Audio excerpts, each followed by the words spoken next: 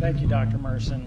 And on behalf of the Masters of Science in Global Health program, I wanted to thank you for your leadership and vision, and specifically for allowing me the opportunity to develop and lead this program.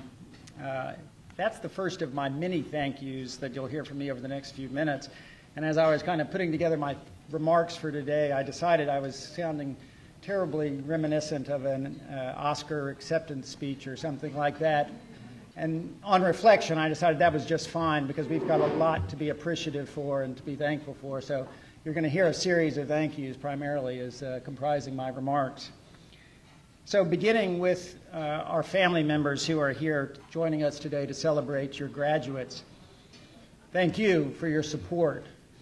And thank you in particular for the trust that you placed in us, the leaders of the program, as we sent your loved ones out around the world to tackle some of the globe's most challenging problems. So thank you. To our students, both those graduating and those here to support your colleagues, from the program's inception as one of the first global health graduate programs in the country to our recent selection of our fourth cohort, we've all embarked on this great adventure together. Thank you for sharing your passion and for entrusting your dreams with us. As a brief review, we've enrolled 65 students so far, 15 in our first cohort, 21 in our second cohort. This year's cohort is 29 students. Last year, we graduated our first 8 students. For this year's graduates, we have 22 students graduating today. Of these, 6 of you are from our first cohort, and 16 are from our second. Although only 12 of you are here with us today, my expectation is that the other 10 are already out reducing global health disparities, and you guys will be following them in short order. So of those 22, we have 17 women and 5 men. This is fairly representative of our student body, but women tend to finish a little bit early, it seems to me. As is appropriate for a global health program, you are globally representative. 9 of you were born outside of the United States, including China, Singapore, India, and 4 of you from sub-Saharan African countries. Our graduates reflect the medical focus of our early cohorts. We are graduating 5 who came into the program with medical degrees, including 2 physicians from sub-Saharan Africa, as Mike alluded to earlier. And we have 2 of our first Global Health Fellows graduating today, neither of whom are with us today, and that's the program that Nathan Thielman runs that is joined with our program. We have 5 joint MD, MSc students graduating today, 2 with double Duke degrees. Importantly, we'll have trained Masters of Science graduates in internal medicine, pediatrics, surgery, psychiatry, obstetrics and gynecology, and emergency medicine, a great breadth. We have 4 more who are already matriculated or planning to matriculate to medical school, and at least 1 who has an interest in pursuing dental school. We have many others who are non-clinical in their focus, pursuing doctorates in global health policy, joining non-governmental research organizations, and several staying here at Duke to join our local global health efforts. We even have our first joint JD master student in Aaron Close, who will be joining a health policy-oriented law firm in Washington, D.C. this summer. Thank you to all of you.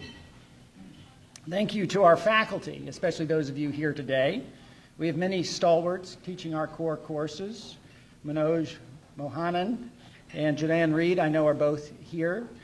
Special thanks to Brian Pence, my Associate Program Director and leader of our recent 3-year curricular review, which was a challenging task in which he presented to us just this morning.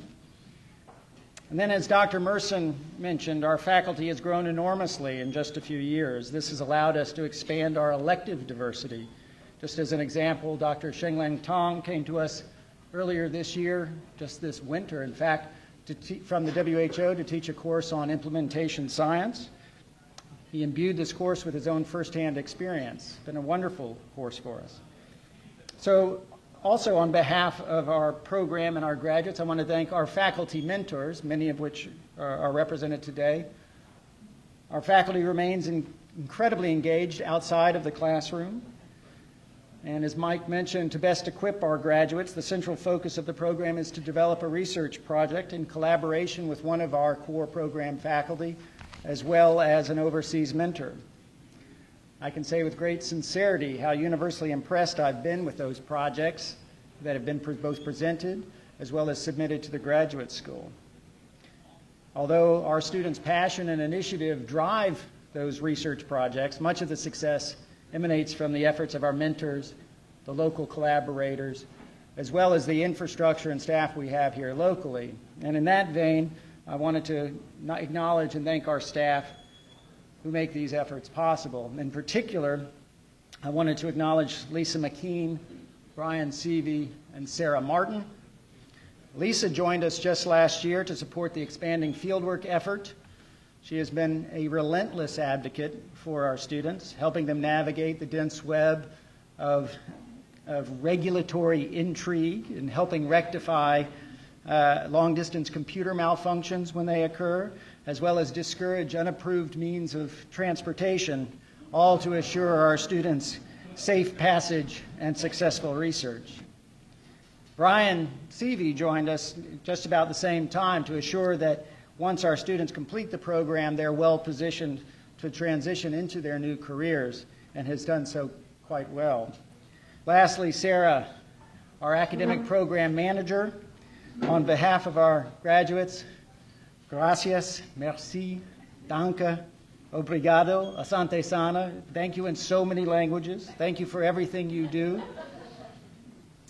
And I'll finish. My public health hero, former CDC Director Bill Foege, once told me, if you're going to work on something, make sure it's important. And this is from the guy who eradicated smallpox. You all convince me that every day I can safely say I'm working on something important, and I want to thank you all for that. So that concludes my statement. We have here the pleasure of teaching and learning with some of the most dedicated and talented students in global health, which you may have gathered from my previous remarks.